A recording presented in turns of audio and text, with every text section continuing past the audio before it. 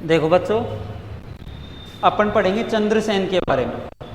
चंद्रसेन का आप बहुत नाम सुने होंगे। अपन मारवाड़ के इतिहास में पढ़ते हैं चंद्रसेन, और मारवाड़ के इतिहास में पढ़ते हैं एक महाराणा प्रताप।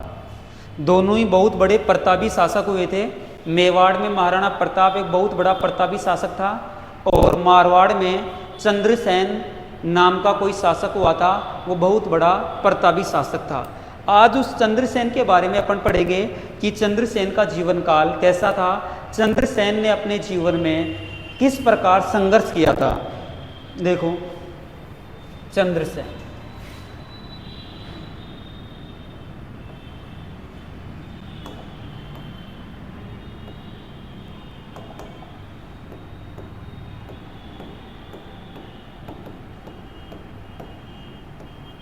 चंद्रसेन काल था इसका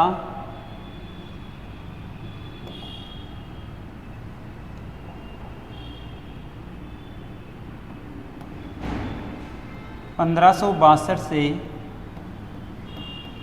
1581।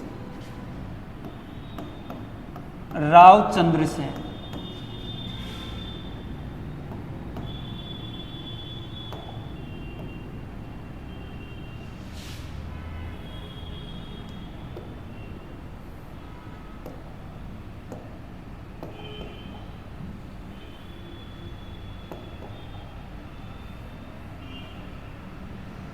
देखो बच्चों, चंद्रसेन का काल 1562 से 1581।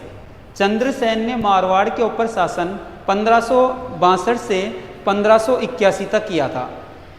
चंद्रसेन का जन्म 1541 में हुआ था बच्चों, मारवाड़ में। इनके पिताजी का नाम था मालदेव और इनकी माता का नाम था स्वरूपदेव। माता का नाम स्वरूपदेव और पिताजी का नाम मालदेव। मालदेव की सबसे छोटी संतान चंद्रसेन ही थी, मतलब मालदेव का सबसे छोटा बेटा चंद्रसेन था। मालदेव का सबसे बड़ा बेटा राम सिंह था और दूसरे नंबर का उदय सिंह था, जो इतिहास में मोटा राजा उदय सिंह के नाम से जाना जाता है। मोटा राजा के नाम से जाना जाता है, वो उदय सिंह है, इसी का भाई था। और तीसरे नंबर का चंद्रसेन था। कहने का मतलब बच्चों ये है, मालदेव के 3 बेटे थे, जिसमें सबसे बड़ा बेटा उसका राम सिंह था और जिसको राम बोलते थे। दूसरे नंबर का उदय सिंह था और तीसरे नंबर का चंद्रसेन था। अब देखो, नियमों के अनुसार, प्रथाओं के अनुसार तो राजा का बड़ा बेटा ही राजा बनता था, वो ही उत्तराधिकारी का माना जाता था भाई, उत्तराधिकारी पद के लिए। लेकिन यहाँ पर क्या हुआ, राम सिंह है ना राजा बनने के लिए अयोग्य था। राम सिंह राजा बनने के लिए अयोग्य था और उदय सिंह भी राजा बनने के लिए अयोग्य था। इस कारण मालदेव है ना अपना उत्तराधिकारी चंद्रसेन को घोषित कर दिया था। वो बोला कि मेरा उत्तराधिकारी कौन है, चंद्रसेन है। अब देखो, बड़े उनके बेटे थे राम सिंह और उदय सिंह, उनको नाराजगी आई थी। अब सबसे पहले तो देखो ये चीज, देखो चंद्रसेन का जन्म, पिता और माता।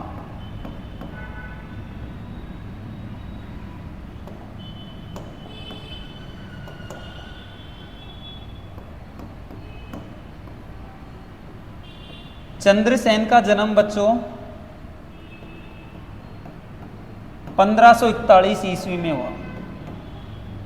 इसके पिताजी का नाम था मालदेव और माता का नाम था स्वरूपदेव। माता का नाम था स्वरूपदेव। देखो, इसके पिताजी का नाम मालदेव था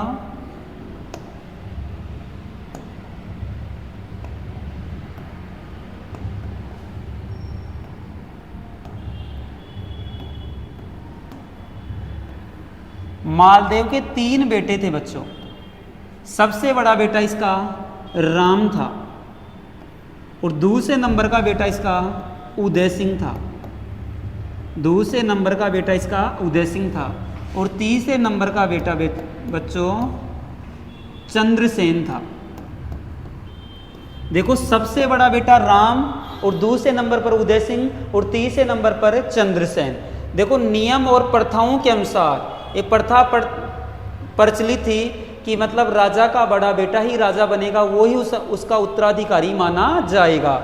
अब मालदेव की मृत्यु के बाद में नियमों के अनुसार राजा किसको बनना चाहिए था? राम को। राम न बने तो किसको बनना चाहिए? उदय सिंह को। उदय सिंह और राम दोनों न बने तब नंबर आता है चंद्रसेन का।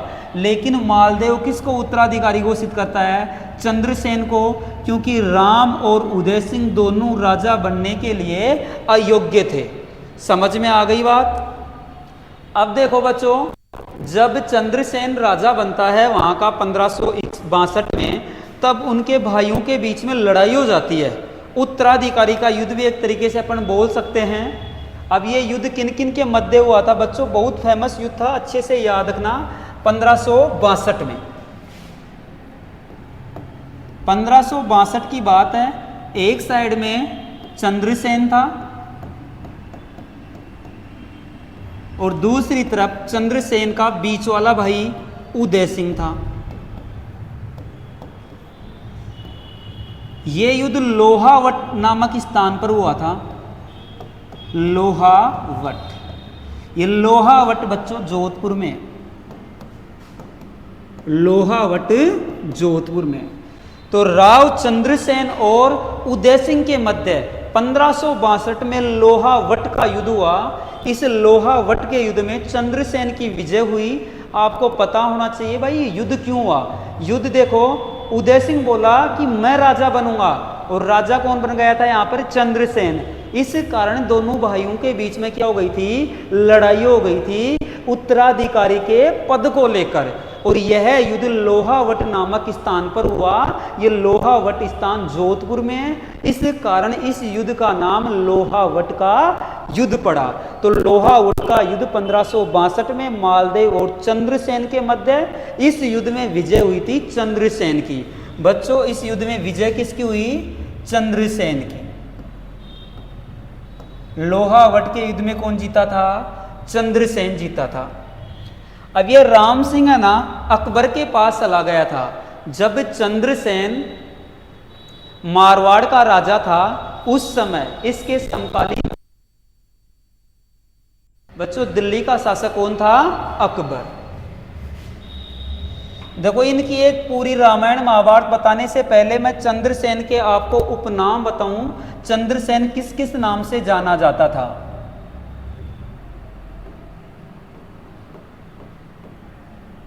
उपनाम।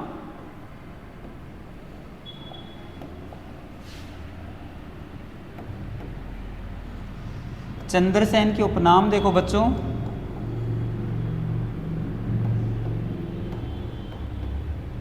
मारवाड़ का प्रताप,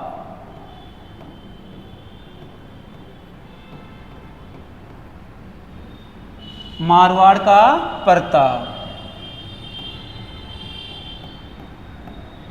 प्रताप का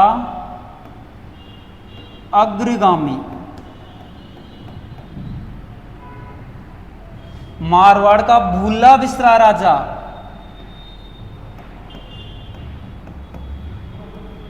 मारवाड़ का भूला बिसरा राजा, मारवाड़ का भूला बिसरा राजा, मारवाड़ का पथ प्रदर्शक, मारवाड़ का पथ प्रदर्शक, पथ प्रदर्शक, या मारवाड़ का मार्गदर्शक, मारवाड़ का मार्गदर्शक।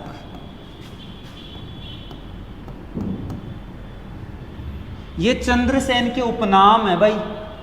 चंद्रसेन को मारवाड़ का प्रताप कहते हैं, प्रताप का अग्रगामी कहते हैं, मारवाड़ का भूला विसरा राजा कहते हैं, मारवाड़ का पथ प्रदर्शक कहते हैं, और मारवाड़ का मार्गदर्शक कहते हैं चंद्रसेन को। चंद्रसेन एक लड़ाई लड़ ली अपने जीवन में 1562 में, और वो लड़ाई अपने ही भाई के साथ लड़ा था जिसका नाम था उदय सिंह, और युद्ध का नाम था बच्चों लोहावट का युद्ध। युद्ध हुआ था ये 1562 में। इस युद्ध में विजय रही थी अपने चंद्रसेन की। अब आगे की बात देखो,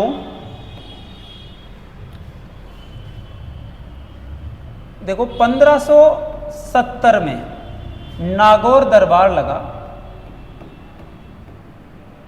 1570 में नागौर दरबार, बच्चों 1570 में क्या लगा? नागौर दरबार। ध्यान से समझना, इस नागौर दरबार को अकबर का दरबार भी कहते हैं। अकबर का दरबार। ये नागौर दरबार किसने लगवाया था? अकबर ने लगवाया था। नागौर दरबार कौन लगवाया बच्चों? अकबर लगवाया था। और ये नागौर दरबार बारमल की सहायता से अकबर लगवाया था।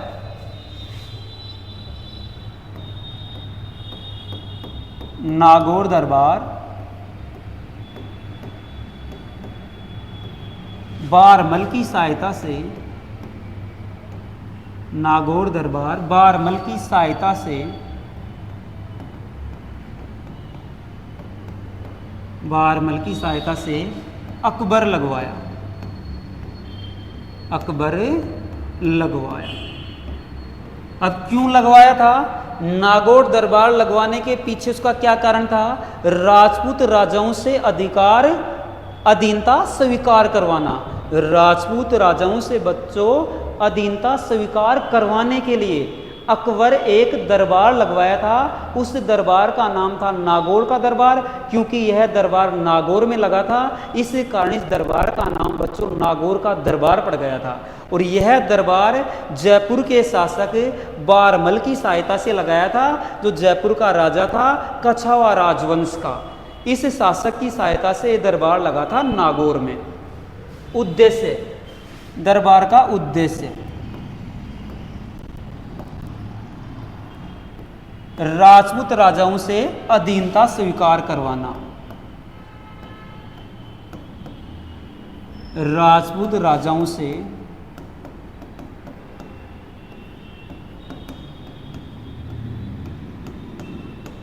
अधीनता स्वीकार करवाना।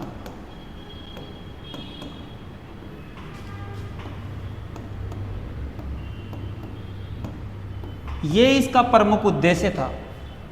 अकबर का इस दरबार को लगाने का उद्देश्य क्या था? कि राजपूत राजाओं से अधीनता स्वीकार करवाना।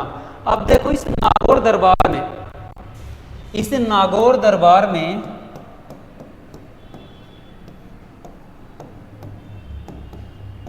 इस नागौर दरबार में देखो आसपास के सभी राजा आते हैं। अपने मारवाड़ से चंद्रसेन भी आया था। मारवाड़ से बच्चों इसमें चंद्रसेन भी गया था। मारवाड़ से बच्चों कौन गया था? चंद्रसेन।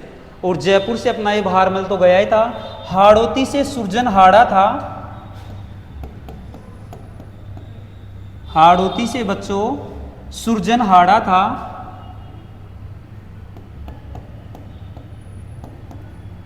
सुरजन हाड़ा इधर लिख देता हूं।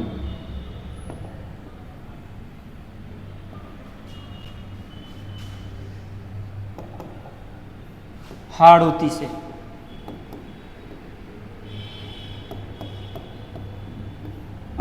से सुरजन हाड़ा था। सुरजन हाड़ा।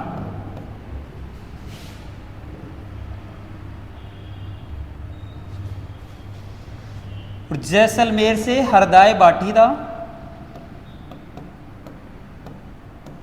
जैसलमेर से बच्चों यहां पर हरदाय भाटी आया।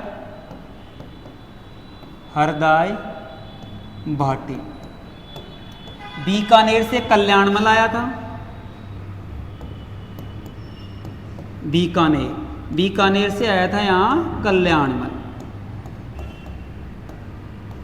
जब नागौर दरबार लगा था 1570 में, इस दरबार में हाड़ौती से सुरजन हाड़ आया, जैसलमेर से हरदाय बाटी आया, बीकानेर से कल्याणमल आया और मारवाड़ से अपना चंद्रसेन गया था। चंद्रसेन इस दरबार में गया लेकिन अकबर की अधीनता स्वीकार नहीं किया। उस दरबार में बीच में से ही उठ के चंद्रसेन वहां से रवाना हो जाता है। इस बात का पता लगा अकबर को। तो अकबर उसको अपना अपमान महसूस किया कि मेरा दरबार लग रहा था, इस दरबार में से बीच में से उठकर चंद्रसेन चला गया। अगर उसको अधीनता स्वीकार नहीं करनी थी तो कोई बात नहीं, यहाँ बातें तो सुनता, इस दरबार को मैं समाप्त होने के बाद में तो जाता, कम से कम बीच दरबार को छोड़कर ही चला गया था कौन? चंद्रसेन। इस बात को लेकर नाराज हो गया था अकबर। अकबर का एक सेनापति हुआ करता था जिसका नाम था हुसैन कुली। अकबर हुसैन कुली को अपने पास बुलाया और हुसैन कुली को बोला कि हुसैन कुली तू चंद्रसेन का पीछा कर और चंद्रसेन जहाँ भी जाए इसको बंदी बनाकर मेरे पास लेकर आ, या इसका जहाँ पर ही साम्राज्य स्थापित है उसके ऊपर क्या कर दे? आक्रमण कर दे। तो सीधी सी बात बच्चों ये है, अकबर चंद्रसेन का पीछा करने के लिए हुसैन कुली को भेजा था। अब देखो ये बातें आपको समझ में आ गई होंगी। अब आगे देखो, देखो ये अपना चंद्रसेन है,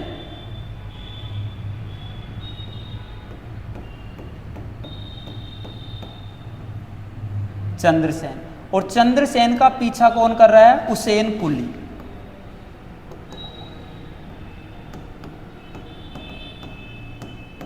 हुसैन कुली चंद्रसेन का पीछा कर रहा है हुसैन कुली।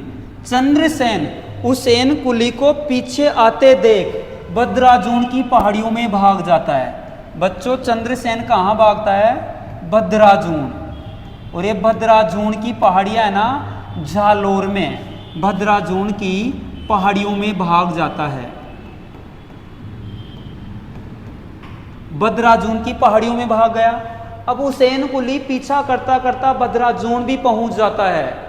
हुसैन कुली पीछा करता करता बच्चों बद्राजून में भी पहुंच जाता है। अब बद्राजून से चंद्रसेन, बद्राजून से बच्चों चंद्रसेन सिवाना चला जाता है। बद्राजून से चंद्रसेन सिवाना चला जाता है। अब सिवाना भी उसका पीछा करता करता हुसैन कुली आ जाता है। अब चंद्रसेन सिवाना से भागता है पीपलूद। ये सब बाड़मेर में है भाई, ये झालोर में बद्राजून, सिवाना और पीपलूद बाड़मेर में। अब देखो बेचारा अपना चंद्रसेन कहाँ आ जाता है? पीपलूद में आ जाता है। पहले बद्राजून की पहाड़ियों में भागा, वहां भी देखो इसका पीछा करता करता ये आ गया, फिर सिवाना की पहाड़ियों में चला गया, फिर पीपलूद की पहाड़ियों में आता है, फिर पीपलूद की पहाड़ियों से ये सारण पर्वत में आ जाता है, सारण पर्वत पर चला जाता है, सारण की पहाड़ियों में, सारण की पहाड़ियों में आ जाता है बच्चों। इतनी बात समझना। देखो उस नागौर दरबार में गया था चंद्रसेन, लेकिन अकबर की अधीनता स्वीकार नहीं किया। इस बात को लेकर वो नाराज हो गया था कि दरबार से बीच में से ही उठकर आ गया था चंद्रसेन। इस बात से अकबर नाराज हो गया था चंद्रसेन से और चंद्रसेन का पीछा करने के लिए हुसैन कुली को भेजा। अब हुसैन कुली चंद्रसेन का पीछा करता है, आगे आगे चंद्रसेन, पीछे पीछे हुसैन कुली। चंद्रसेन हुसैन कुली को पीछे आते देख बद्राजून की पहाड़ियों में छिप जाता है। अब हुसैन कुली बद्राजून की पहाड़ियों में पहुंच जाता है। चंद्रसेन बद्राजून की पहाड़ियों से सिवाना पर जाता है और सिवाना की पहाड़ियों के बाद में चंद्रसेन अपना पीपलूद में जाता है और पीपलूद के बाद में अपना चंद्रसेन सारण पर्वत पर जाता है। ये सारण पाली में है, बद्राजून झालोर में, सिवाना और पीपलूद बाड़मेर में है बच्चों, और सारण पाली में है। और उसके बाद में अपना चंद्रसेन इस सारण के पास में एक सचीपाप गांव है, सचीपाप। इस सचीपाप गांव में आता है और इस सचीपाप गांव में एक बैरी जिसका नाम था बैरी साल, बैरी साल,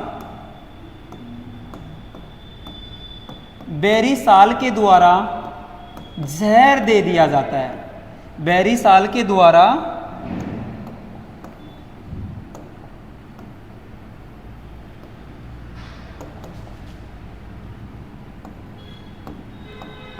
बैरी साल के द्वारा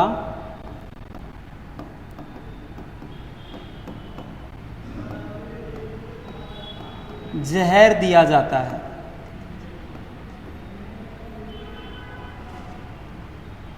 जहर दिया जाता है। इस कारण बच्चों 11 जनवरी 1541 में समझना, अपना चंद्रसेन सचीपाप गांव में आ जाता है और सचीपाप गांव में उसका ही कोई सामंत था जिसका नाम था बेरीसाल। ये बेरीसाल नामक व्यक्ति चंद्रसेन को जहर दे देता है धोखे से, जिससे चंद्रसेन इस दुनिया को छोड़कर चले गए थे। देखो, चंद्रसेन को जहर दिया, इस कारण चंद्रसेन की मृत्यु सचीपाप गांव में 11 जनवरी 1581 में हुई।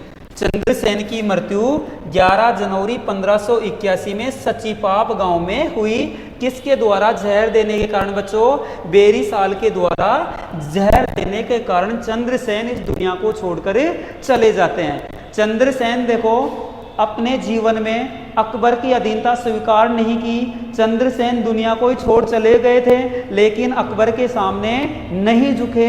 इस कारण इसे मारवाड़ का प्रताप कहते हैं। इस कारण चंद्रसेन जी को चंद्रसेन की मारवाड़ के मेवाड़ के प्रताप से तुलना की गई है। इसी कारण इसे क्या बोलते हैं? मारवाड़ का प्रताप। चंद्रसेन ने अपने जीवन में अकबर के सामने घुटने नहीं टेके, अकबर की अधीनता स्वीकार नहीं की। चंद्रसेन ने अपने पूरे जीवन में संघर्ष किया था, लड़ाइयाँ लड़ी थी, लेकिन अकबर के सामने झुका नहीं। अपना पूरा जीवन पर्वतों पर बिताया था, जंगलों में बिताया था, लेकिन अकबर के सामने जाकर झुका नहीं, उसकी अधीनता स्वीकार नहीं किया। बच्चों, यही था आपका चंद्रसेन। ठीक है बच्चों।